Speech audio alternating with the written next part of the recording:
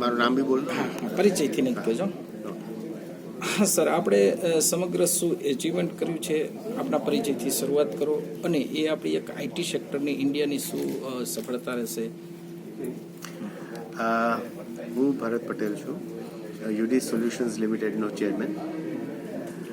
આપણે આ જે કંપની અત્યારે યુડી સોલ્યુશન્સ લિમિટેડ છે, આપણે લાસ્ટ યર આપણે આઈપીઓ લાવીને માર્કેટમાં લિસ્ટિંગ કર્યું છે એનએસઈ ઇમર્જની અંદર. અને જેમ આપણે આખું સ્ટાર્ટઅપ ઇકોસિસ્ટમને પણ આપણે જોયું જે રીતે આખા દેશની અંદર વધી રહી છે એ પ્રમાણે એસએમઈ લેવલ ઉપર પણ, કારણ કે એસએમઈ અને એમએસએમઈનું કોન્ટ્રીબ્યુશન આખા ભારતના ઇકોનોમીમાં 40%થી વધુ હોય છે.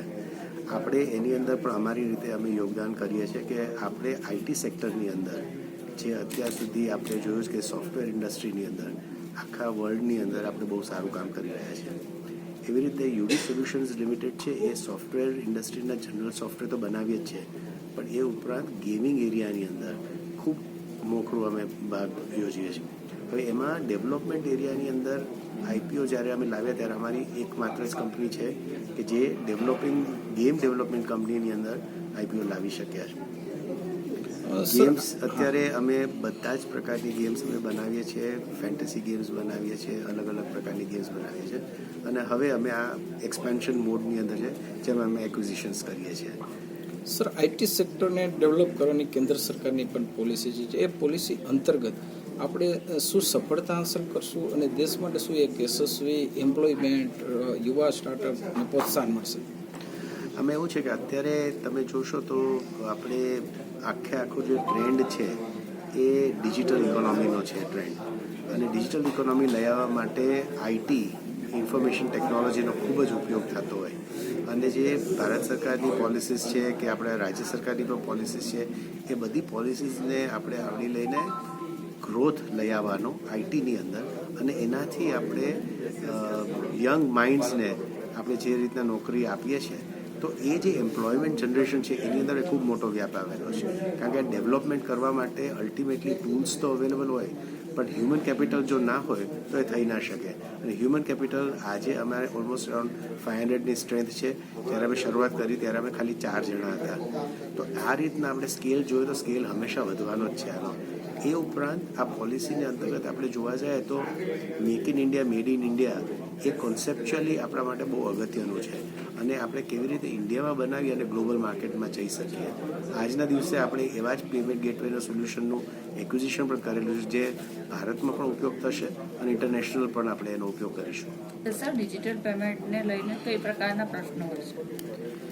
ડિજિટલ પેમેન્ટની અંદર સામાન્ય રીતે 2-3 એરિયાઝ હોય છે જે બહુ અગત્યના હોય છે કે લોકો ખોટા ફ્રોડની અંદર ફસાઈ જતા હોય છે સિક્યોરિટી ના હોયને કારણે. આપણે છે તો ડાયરેક્ટ કસ્ટમર્સ સાથેનું ઇન્ટરેક્શન નથી કરતા.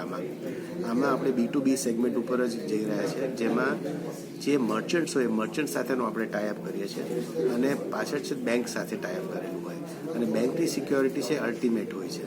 એટલે સિક્યોરિટીની અંદર ઘણી વખત ફ્રોડ થવાને કારણે ડિજિટલ પેમેન્ટમાં ઘણા લોકો ડરતા હોય છે, પણ એમાં વાંક સામાન્ય રીતે જોવા જાય તો યુઝરનો જ વાંક હોય છે, કારણ કે એ લોકો એટલા સાવચેત રહેતા નથી એની અંદર.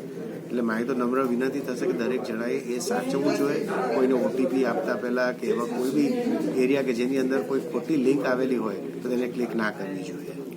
રિસ્ક ફેક્ટરને કેવી રીતે સિક્યોર કરશે આપણી એપ?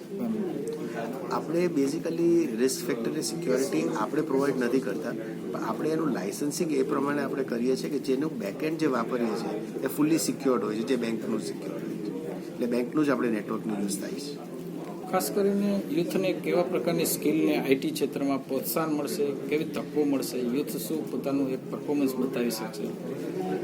આમાં એવું છે, અત્યારે તમે નોર્મલ કોઈ આઈટી એન્જિનિયર કે આઈટીના ક્ષેત્રની અંદર જે લોકો ભણેલા હોય એમના માટેનું જે બેઝિક્સ રિક્વાયરમેન્ટ હોય એ તો તમે ડાયરેક્ટલી એ લોકોને માટે એમ્પ્લોયમેન્ટ મળવાનું જ છે.